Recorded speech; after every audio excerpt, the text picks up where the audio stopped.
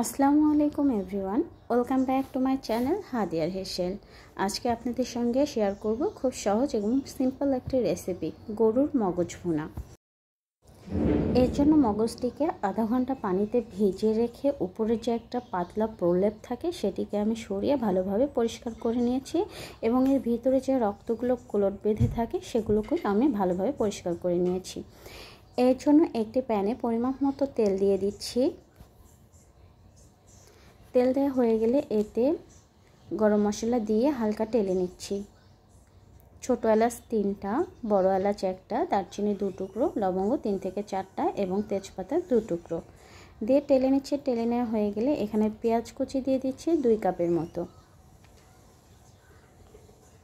দিয়ে পেঁয়াজগুলোকে ভালোভাবে ভেজে নিব। তবে বাদামি করে ভাজবো না, হালকা থেকে একটু সামান্য পরিমাণ বেশি ভেজে নিব। তবে ব্রাউন কালার করে ভাজার কোনো দরকার নেই। ভাজা হয়ে এলে এতে আদা ও রসুন বাটা দিয়ে দিচ্ছি 1.5 চা চামচের মতো।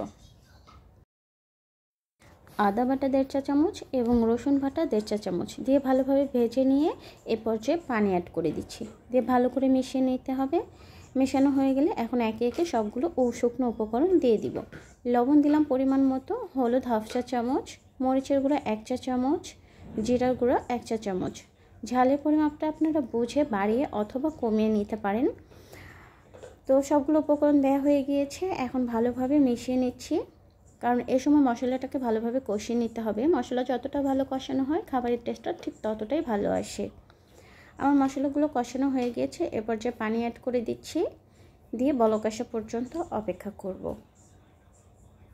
বলক চলে এসেছে, এখন কেটে ধুয়ে রাখা পরিষ্কার করে রাখা মগজগুলো দিয়ে দিচ্ছি। সবগুলো মগজ দেওয়া হয়ে গিয়েছে, এখন একটি প্যাচুলার সাহায্যে ছেড়ে দিচ্ছি। দেওয়ার পরে ঢাকনা দিয়ে ঢেকে দিব 3 থেকে 4 মিনিটের জন্য। ঠিক 3-4 মিনিট পর আবারও আমি ঢাকনাটা খুললে মগজগুলোকে নেড়েচেড়ে ভালোভাবে মশলার সঙ্গে মিশিয়ে নিচ্ছি।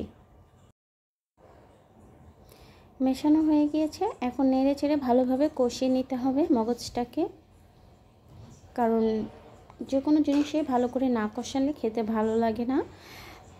তো মগজটা মোটামুটিভাবে সিদ্ধ হয়ে এসেছে। এর মাঝে আমি প্যাচুলা দিয়ে মগজগুলোকে টুকরো টুকরো করে কেটে নিচ্ছি। আপনারা চাইলে এটা শুরুতেও নাইফের সাহায্য করে নিতে পারেন, বাট আমার প্রয়োজন হয়নি তাই আমি নেইনি।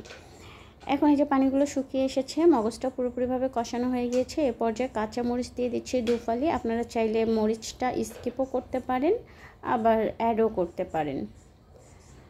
মগজগুলো কষানো হয়ে গিয়েছে, এ পর্যায়ে পানি দিয়ে সিদ্ধ করার জন্য দিয়ে দিব 2 থেকে 3 মিনিটের মতো। এই তো এভাবে ঢেকে দিলাম 2 থেকে 3 মিনিটের জন্য। 2 থেকে 3 মিনিট পর ঢাকনা খুলে নেড়ে চেড়ে আমি পানিগুলোকে শুকিয়ে নিব।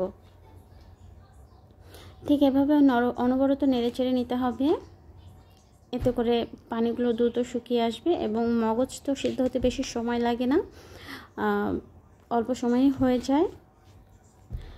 আমার মগজ ঝুরি হয়ে গিয়েছে পুরোপুরিভাবে। এখন আমি এগুলোকে নামিয়ে নিচ্ছি।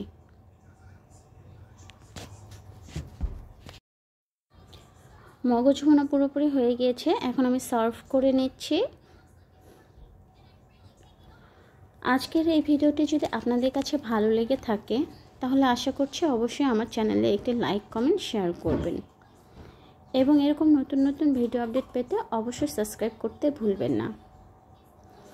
আজ এখানেই বিদায় নিচ্ছি। সে অবধি সকলেই অনেক বেশি ভালো থাকবেন, সুস্থ থাকবেন এবং আমাদের জন্য দোয়া করবেন। আল্লাহ হাফেজ।